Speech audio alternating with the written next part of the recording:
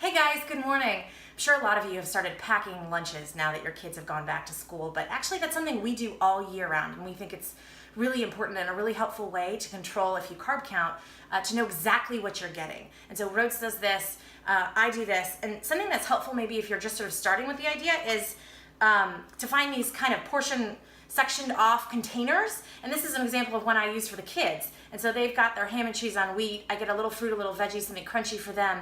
And so this works really well, and you might look for a larger version for yourself, for an adult. So for us, as you know, Rhodes is a big fan of wraps, and so he did this one himself. It's a little messier than when I make them, but he does meats, cheeses, sometimes some lettuce, and low carb wrap, but we think that's a really good staple to make at home.